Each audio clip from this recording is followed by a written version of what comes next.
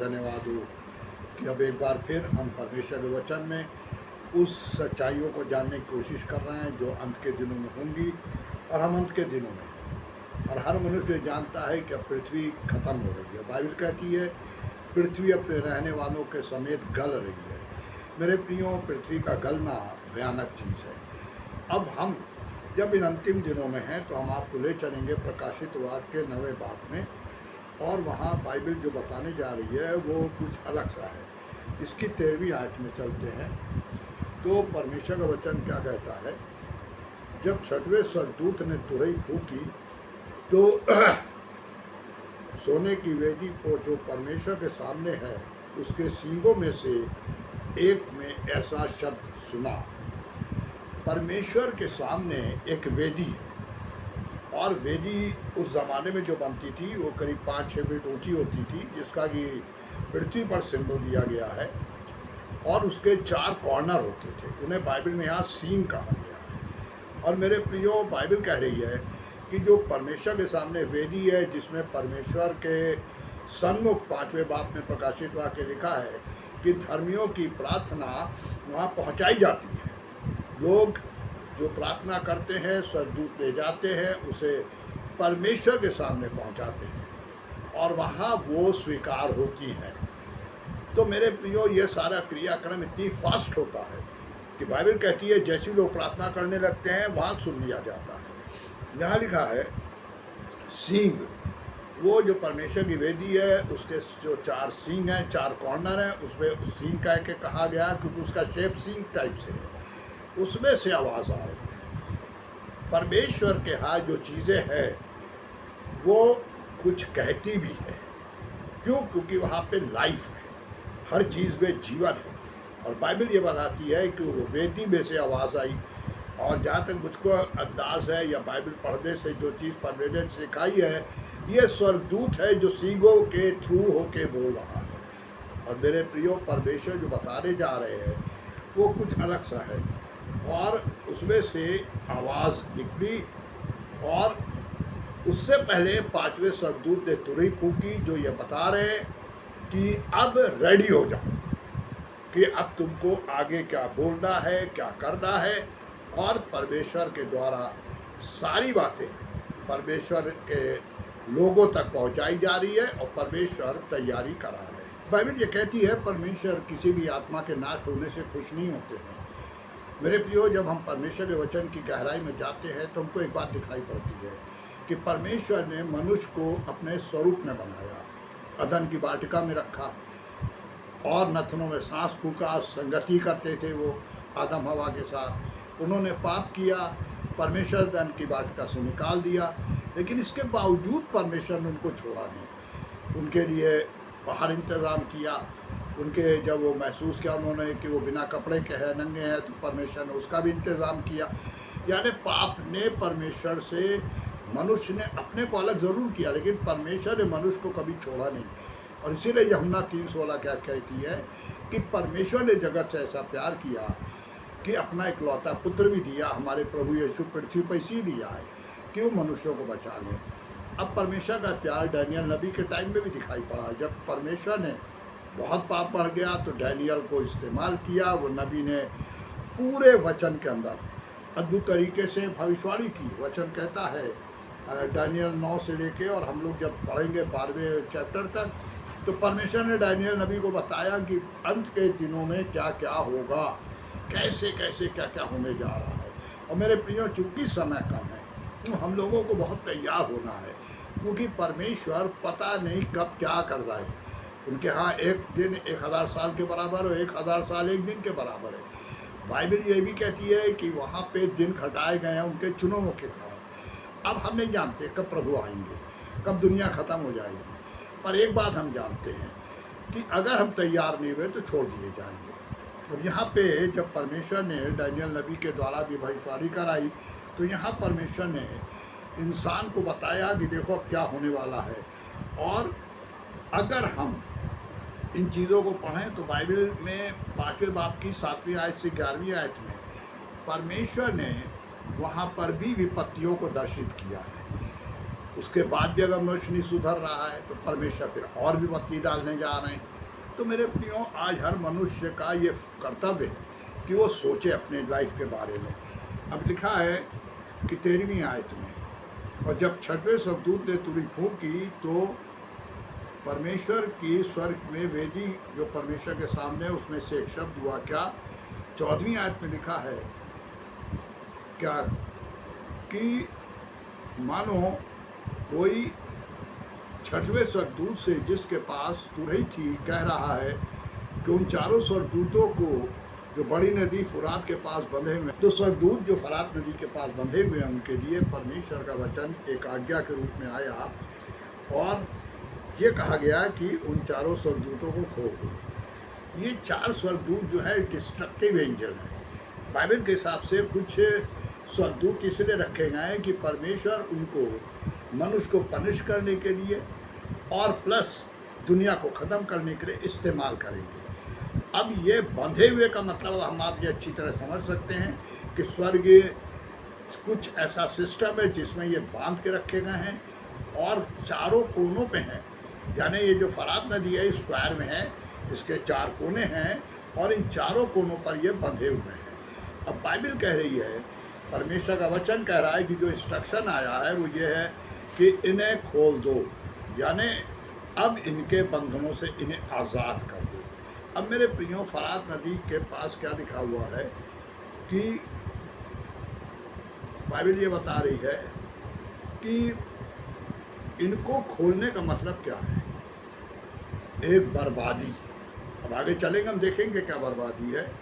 और उसकी 15वीं आयत में है, वो चारों स्वर्गदूत खोल दिए गए और परमेश्वर ने जो आज्ञा दी वो पूरी की गई, और स्वर्गदूत ने जाके जिस भी सिस्टम से ये बंधे थे उन्हें खोल दिया।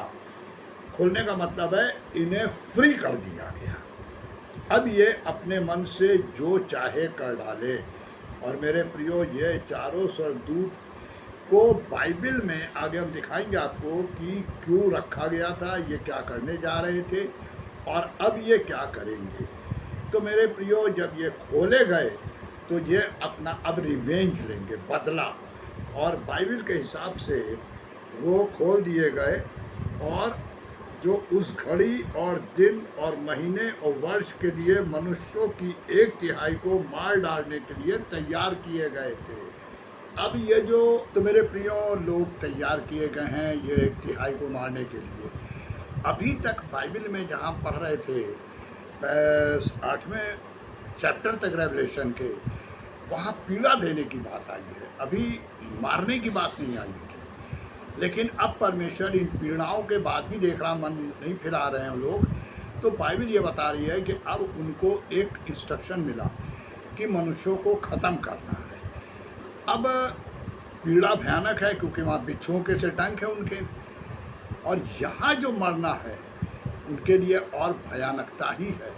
अब ये चारों स्वर्गदूत जब खोले गए तो इन्हें अपने उस भयानक रूप में आ गए जहाँ पर अब ये मनुष्यों पर अटैक कर रहे हैं। और परमेश्वर के वचन के द्वारा मेरे प्रियो, हम लोगों को बहुत अलर्ट रहने की ज़रूरत है। अगर हम परमेश्वर के यहाँ बुलाए नहीं गए और परमेश्वर की उस योजना में शरीक नहीं हुए जिसमें वो अपने लोगों को उठा लेंगे कि परीक्षा में ना पढ़ें, तो हमारे लिए भयंकरता इससे बड़ी कुछ हो ही नहीं सकेगी कि हम पहले उन पीड़ाओं को देखें जो बिच्छुओं की तरह उन स्वर्गदूतों के टेल में हैं, घोड़ों के, और फिर यहाँ पर जो बाइबल बता रही है उसके बाद की भयानकता क्या है कि ये किस तरह से मारेंगे, बाइबल में ये नहीं लिखा है, लेकिन 1/3।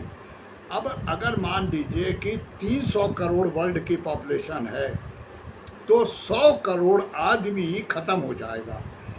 हम नहीं जानते हमारा इंडिया होगा कि नहीं, एशिया है या क्या एरिया होगा शुरुआत का, लेकिन परमेश्वर के वचन में जो बात सच्चाई से लिख दी गई है, जो बता दी गई है, वो यही है कि इनको ख़त्म करने के लिए ही मनुष्यों को परमेश्वर ने इन्हें दिया, भेजा है।